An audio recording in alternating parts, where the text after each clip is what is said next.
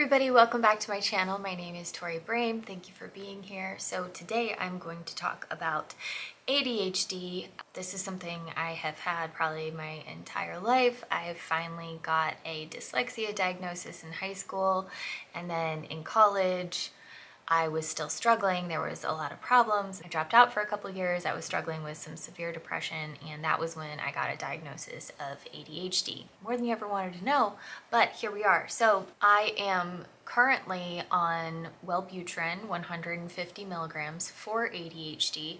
I used Wellbutrin previously for depression. I was up to 300 milligrams on it. Loved it, cured me. It was absolutely amazing. I highly recommend it. Now I got off of it for depression. I didn't experience any relapses in depression, but my ADHD was terrible. Most of my day was looking for whatever I was just thinking about or had in my hand. It was really bad, so I went back to my doctor and she put me back on a very low dose of Wellbutrin in order to calm down my ADHD. So in addition to my ADHD medication, I just wanted to talk about 3 coping skills that I use every day in the hopes that maybe these will help somebody or at least give you an idea. If you are also struggling with ADHD and you have coping skills, please let me know in the comments below. I think these are very interesting and they can probably help a lot of people. So the first thing is actually something that my dad used to do growing up that I just never forgot about, and it really helps me always, and that is to start with a clean space. So if I am about to cook anything, I have to clean the kitchen first. I don't mean polish the cabinet knobs and, clean the stove and everything like that. It's just I have to get the clutter away. So if there's any food out that I'm not going to use, I try to put that away. And then any dishes out, I at least put those in the sink so that they're contained. And then I have a clear surface to start from. It helps with frustration. It helps keeping my mind focused. It's just something that really, really helps me.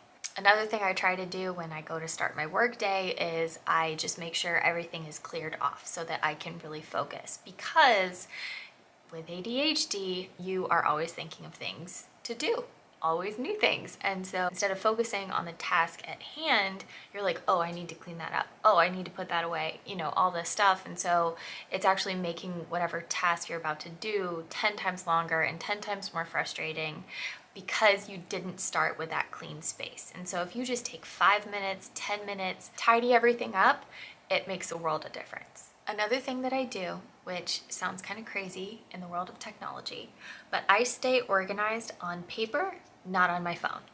So the reason for that is because if I set an alarm on my phone, if I set a calendar invite on my phone, anything like that, as soon as I pick up my phone, there are 13 apps that I am very excited to open. And more often than not, while I'm waiting for the calendar to load, I will click out of it and go to another app. Not because I want to. Like it's just like my brain's like, oh, I wonder what, is going on here. I need to check my tracking on that thing that I ordered actually. And also, what's the weather gonna be like? Like, I don't know anything about the weather. And oh, I just posted a YouTube video. I wanna see how many views it got. I got on my phone for one thing, to check my calendar. So anything work related, anything calendar related, anything that I'm tracking, like if I'm tracking my meditation, if I'm tracking budgeting, if I'm tracking numbers on YouTube, anything like that, I make sure I track it in physical form. So I have a journal that I put it all in. I have this amazing planner that I work on every single year, and it just goes with me everywhere. And that is where I track things. That is where I go for information, because I know that all that stuff is in one place. I'm very good at keeping up with it, and the rest of the things on my phone are not going to distract me. The last thing is actually good advice for like everybody, not just people with ADHD, and that is don't sign up for or say yes to things that you don't want to do. And this one is tricky, especially for women, especially for good girls, and that is because we want to be helpful and we want to appear to be friendly and sweet and nice and all those things that we don't always feel inside. And so if you know that you don't want to do something, it is going to alleviate so much stress, so much anxiety, so much mental chaos to just say no. Now, what ends up happening if you go to things that you don't want to go to, things that you know you're not going to enjoy, things that there really aren't, like there really isn't a purpose behind it that makes it worth not enjoying it. You know, like going to a work training. Nobody likes that. Everybody likes certificates.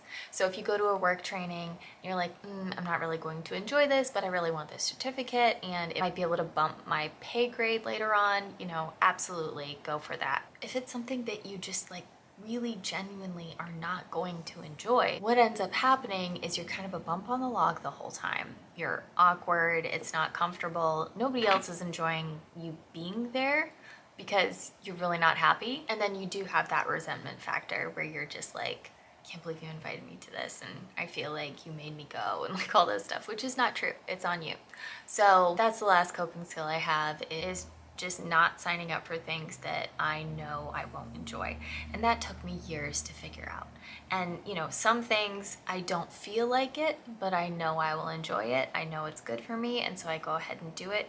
But if it's something that I'm just saying yes because I think somebody wants me to say yes, but it's not going to benefit me in any way, and I know I'm not going to enjoy it, I say no. So I am also still in therapy and I am still taking medication. So these tips and tricks have not completely changed my life or anything, but they are things that I use all the time to make sure that I am staying focused, I am enjoying my life, I am doing exactly what I'm supposed to be doing without being so scattered all the time. So I hope you guys have a good day and take care.